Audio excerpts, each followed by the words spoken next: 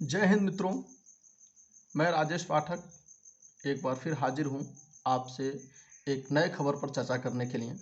खबर यह है कि OTT यानी कि ओवर द टॉप प्लेटफॉर्म और ऑनलाइन करंट अफेयर्स जो यूट्यूब पर टीचर्स बताते हैं, पढ़ाते हैं, सिखाते हैं, उन पर सरकार जो है अपना नियंत्रण बनाएगी, उसको रेगुलेशन के दायरे में ले आएगी। 10 नवंबर 2023 को सरकार का एक डाटा यानी कि सरकार का एक बिल जारी कर दिया गया है जो 9 दिसंबर 2023 तक जनता के बीच में रहेगा और जनता से सलाह मांगा गया है उस बिल पर कि जनता क्या चाहती है इस संबंध में। इसे सरकार का कहना यह है कि कोविड के दौरान जब सिनेमा हॉल्स नहीं चल रहे थे तो बहुत सारे OTT प्लेटफॉर्म पर जो है कंटेंट्स डाले जाते थे जिसको लोग देखते थे अपने मोबाइल फ़ोन पर। तो आजकल ये OTT प्लेटफॉर्म इतना ज़्यादा फेमस है कि उस पर हर प्रकार के कंटेंट्स जो है डाले जाते हैं और लोग देखने का काम करते हैं। जैसे वेब सीरीज चलता है, मूवी चलती हैं, सीरियल्स चलते हैं, ऐसे तमाम तरह के जो वीडियोज हैं ये सब दिखाए जाते हैं। अब इससे क्या हुआ कि जो केबल्स वाले थे, DTH वाले थे, इनका जो सिस्टम है वो ब्रेक कर गया क्योंकि सभी लोगों को मोबाइल फ़ोन्स पर जो है सब कुछ देखने को आसानी से उपलब्ध हो जाता था, मिल जाता था। तो इस वजह से लोग जो है केबल से या टेलीविज़न DTH से दूर हो गए। तो ऐसे में पहले जो टेलीविज़न पर केबल के थ्रू या DTH के थ्रू जो कुछ भी दिखाया जाता था उस पर जो है भाषाओं का नियंत्रण होता था और ऐसे ही कंटेंट्स दिखाए जाते थे जो दिखाने के योग्य हों। अभी जो है OTT पर क्या है, हर तरह के चीज़ें दिखाई जाती हैं, चाहे वो अश्लीलता हो या दारू शराब की चीज़ें हो या फिर गाली गलौज की चीज़ें हो, ये सारी चीज़ें जो है दिखाई जाती हैं OTT पर क्योंकि बहुत सारे वेब सीरीज OTT पर रिलीज हुए जिनमें धड़ल्ले से गाली गलौज दिखाया गया।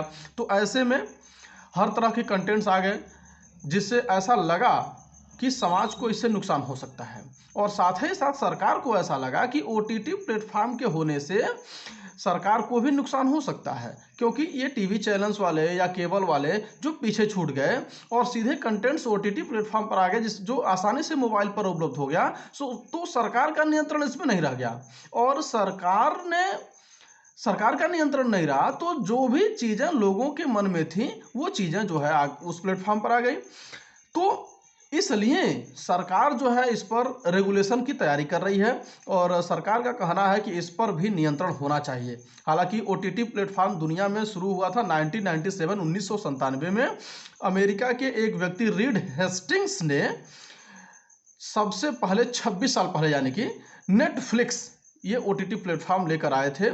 हालांकि भारतवर्ष में पहला OTT प्लेटफॉर्म बिग फ्लिक्स करके था जो 2008 में आया था रिलायंस इंडस्ट्रीज के द्वारा।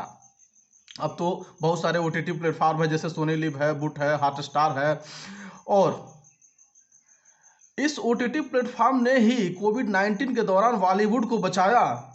ऐसा अनुमान है कि 2030 तक OTT प्लेटफॉर्म पर मार्केट वैल्यू जो है उसका 30,000 करोड़ रुपए तक हो सकता है।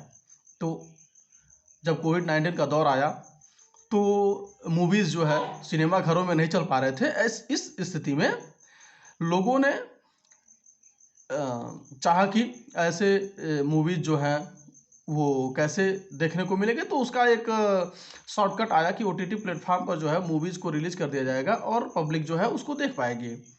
तो उस दौरान बॉलीवुड को बचाने का भी काम OTT प्लेटफॉर्म ने किया। हालांकि वही अब उस पर जो है हर तरह के कंटेंट्स आए जिनमें अश्लीलता भरी हुई हो, गाली गलौज भरा हुआ हो, उस पर कोई रोक टोक नहीं था। तो सरकार को ऐसा लगा कि इस तरह के कंटेंट्स अगर जनता में पब्लिकली आते रहेंगे बार बार तो ये समाज को नुकसान पहुंचा सकते हैं। इसलिए सरकार ने ऐसा सोचा कि इस पर एडवाइजरी जारी करनी चाहिए और इसको रेगुलेट करना चाहिए यानी इसको नियंत्रण में लेना चाहिए।